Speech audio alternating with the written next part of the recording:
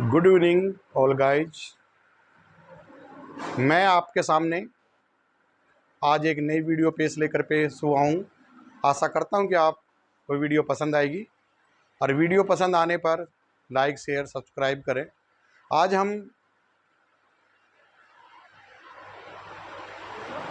हम सबसे पहले कि असेस्ट क्या है, असेस्ट के बारे में अध्ययन करेंगे। ये है संपत्ति।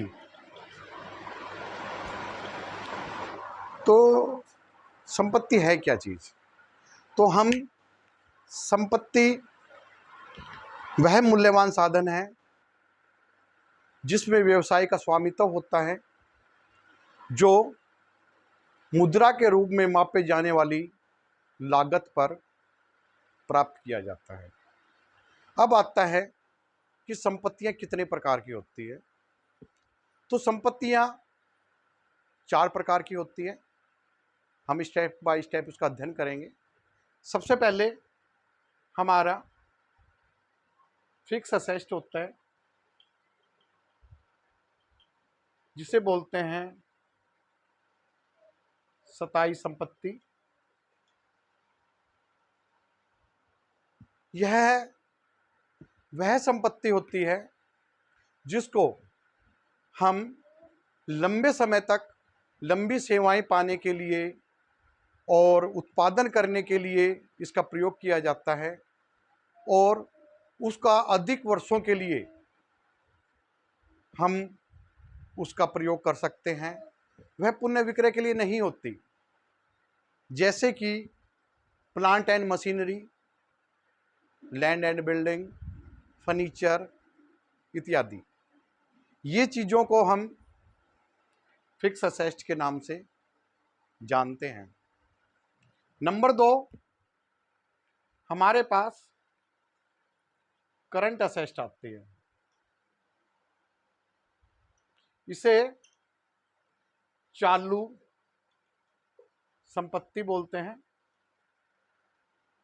यह करंट असेस्ट वह संपत्ति है जिसको 1 वर्ष के अंदर उसे रोकड़ में परिवर्तित किया जाता है और 1 वर्ष के अंतर्गत उनका विक्रय किया जाता है।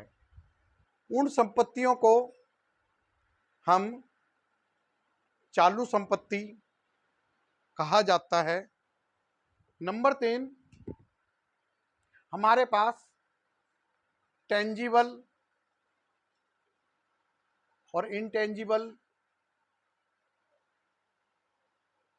असेस्ट होते हैं। तो टेंजिबल असेस्ट क्या होती है हमारे?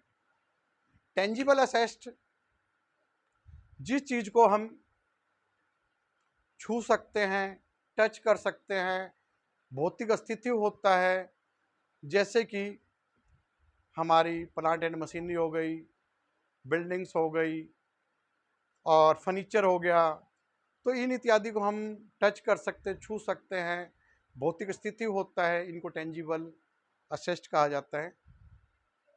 उसके बाद होता है इनटेंजिबल असेस्ट, जिनका भौतिक अस्तित्व नहीं होता, जिनको छू नहीं सकते, उनको इंटेंजिबल असेस्ट कहा जाता है। इंटेंजिबल असेस्ट क्या क्या होते हैं? जैसे कि आपका हो गया ड्राइंग, हो गया ट्रेडमार्क, हो गया पेटेंट्स, हो गया, ये इंटेंजिबल असेस्ट कहा जाता है। नंबर 4 पॉइंट, हमारे पास वेस्टेज असेस्ट होती है, जिसे कहते हैं क्षयशील संपत्ति। ये वह संपत्ति होती है जो एक बार उपयोग करने के बाद, उपभोग करने के बाद वह जो समाप्त हो जाती है। जैसे कि खाना, हम खाना खाने के बाद वो एक बार में समाप्त हो जाता है। ऐसी संपत्तियां वेस्टेज असेस्ट कहा जाता है। उसके बाद हम दायित्व का एक्सप्लेन करेंगे कि दायित्व क्या चीज है। तो हम दायित्व को पढ़ेंगे। लायबिलिटीज, असेस्ट और लायबिलिटीज है जब हम स्थिति विवरण बनाते हैं तो डेबिट साइड में असेस्ट, क्रेडिट साइड में लायबिलिटीज लिखी जाती है। तो हम अब दायित्व को हल करेंगे, उसकी चर्चा करेंगे, जिसे बोलते हैं लायबिलिटीज। तो दायित्व है क्या चीज? दायित्व के अंदर, व्यवसाय के अंदर कुछ देय खर्चों को छोड़कर और उसमें जो देय होते हैं उसके स्वामी की पूंजी को निकालकर जो देय हो राशि, उसे दायित्व कहा जाता है। इसका एग्जाम्पल मैं आपको देना चाहूंगा कि जैसे अगर हम कोई फर्म है ए, उससे उधार माल खरीदते हैं, तो जो ए फर्म है वो देय राशि है, तो यह आपके एक तरह का दायित्व है। इसी प्रकार आप बैंक में डिपॉजिट राशि से अधिक पैसा विड्रॉल करवा लेते हो,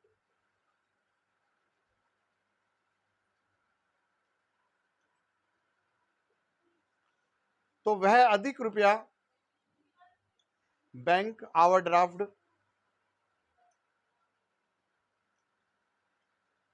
यह एक दायित्व है, तो इसको भी हम दायित्व कहेंगे। दायित्व में हम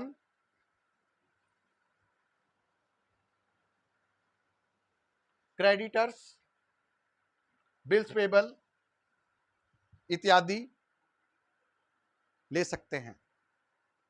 अब दायित्व भी दो प्रकार के होते हैं। नंबर एक, लॉन्ग टर्म लायबिलिटीज,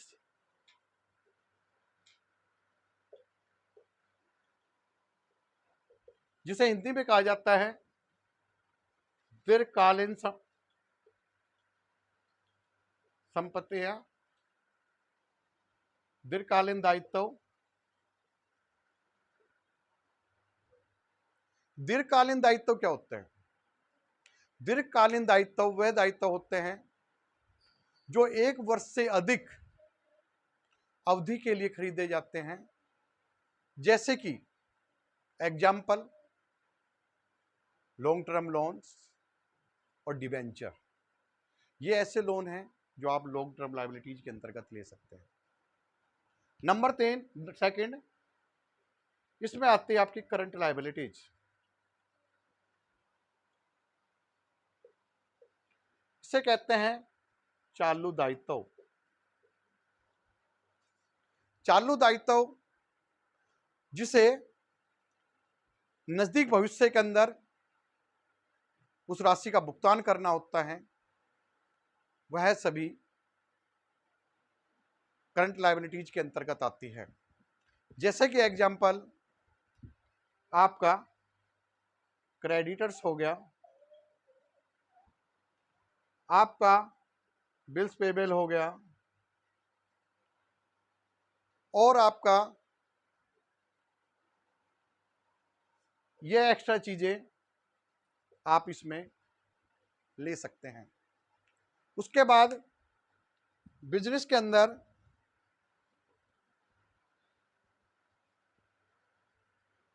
आपके खर्चे आते हैं, जिसे कहा जाता है एक्सपेंस। एक्सपेंस, तो एक्सपेंस खर्चे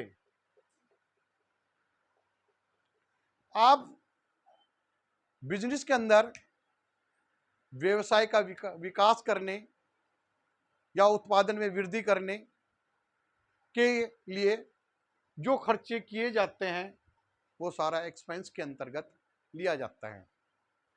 इसके बाद हमारा इसमें कैपिटल होता है, पूंजी। जो व्यवसाय का स्वामी अपनी जो पूंजी लगाता है, उस पूंजी के द्वारा आप कंपनी में, आप अपनी संस्था में या आप माल खरीदते हैं, संपत्तियां खरीदते हैं और उसके आधार पर आप अपने बिजनेस को, आप अपने व्यवसाय को चलाते हैं। तो वो एक हमारी कैपिटल है। इसी प्रकार इसके अंदर काफ़ी चीज़ हैं, भाग हैं, जैसे डेटर होते हैं, रिवेन्यू होता है, क्रेडिटर्स होते हैं, काफ़ी चीज़ें हैं जिसको हम आगे स्टेप बाय स्टेप अध्ययन करेंगे। आज मैं आपको एक नई चीज़ बताऊंगा कि वो क्या है। उसके अंदर जब आप टैली में कंपनी बनाते हो तो उसमें ट्रांजैक्शन की जाती है। ट्रांजैक्शन कैसे की जाती है, उनका नियम क्या है, किस अकाउंट के अंतर्गत कैसे एंट्री होगी, उसको मैं स्टेप बाय स्टेप आपको बताऊंगा। कि हमारा पर्सनल अकाउंट्स हैं जिसे कहते हैं व्यक्तिगत खाता।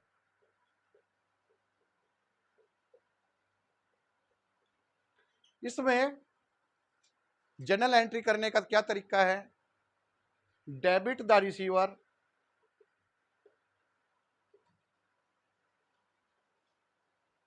Credit the giver.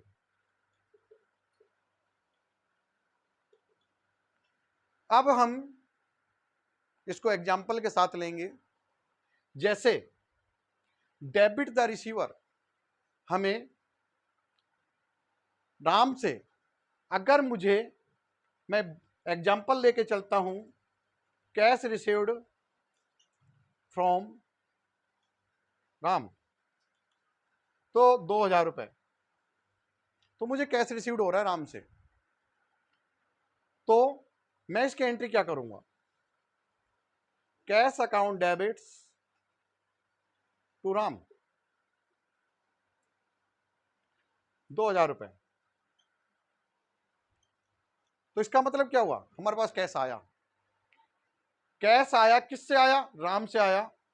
तो हम इसकी एंट्री करी, cash account debit to Ram, तो डेबिट द रिसीवर, मतलब प्राप्त करने वाला आपका क्या हो गया, उसको जब प्राप्त करेंगे तो उसको कहां लिखेंगे, डेबिट साइड में। इसी प्रकार क्रेडिट द गिवर के अंदर हम एग्जाम्पल सहित लेंगे कि मैंने मोहन को मोहन पेड टू 1,000, मैंने मोहन को 1,000 रुपये दिए। तो मैं एंट्री क्या करूंगा, ट्रांजेक्शन क्या करूंगा, मोहन डेबिट्स टू कैश 1,000 रुपये। कभी भी पर्सनल अकाउंट के आगे अकाउंट नहीं लगता। तो इस प्रकार आप पर्सनल अकाउंट में ट्रांजैक्शन कर सकते हैं। पर्सनल अकाउंट में व्यक्तिगत राम श्याम, जैसे मैं आपको पहले बता चुका हूं, तो इस प्रकार इसमें ट्रांजैक्शन की जाती है। इसके बाद नेक्स्ट आता है रियल अकाउंट्स। तो रियल अकाउंट में ट्रांजैक्शन कैसे की जाती है, रियल अकाउंट में ट्रांजैक्शन का तरीका क्या है, जिसे कहते हैं वास्तविक खाता, रियल अकाउंट्स जिसे बोलते हैं वास्तविक खाता।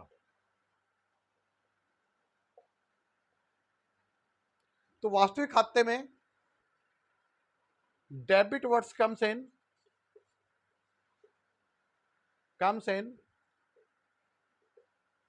Credit word goes out.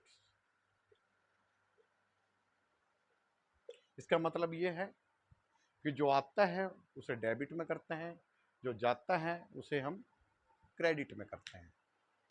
इसी प्रकार हम इसके एग्जाम्पल सहित जनरल एंट्री आगे की वीडियो में आपको बताएंगे। इसके बाद आता है नॉमिनल अकाउंट्स, जिसे बोलते हैं नाममात्र खाता, जिसके अंदर debits all expenses and losses, credits all income and gain. जो खर्चे होंगे वो डेबिट साइड लिखे जाएंगे और जो इनकम होगी वो क्रेडिट साइड लिखी जाएगी। एग्जाम्पल, मैंने 2,000 रुपये किराया दिया नगद, तो rent account debit to cash, तो खर्चा है तो हमने डेबिट में ले लिया। अगर मुझे किसी कंपनी से कोई दिवाली पे बोनस पे कमीशन मिला 5,000 रुपये, तो कैश अकाउंट डेबिट टू, जो नाम है राम मिला, तो cash account debit to Ram 5,000 रुपये। तो इस प्रकार आप नियम अनुसार टैली के अंदर ट्रांजैक्शन करने में आपकी मदद होगी। और अगर आपको वीडियो पसंद आई तो लाइक, शेयर, सब्सक्राइब करें। ओके, क्या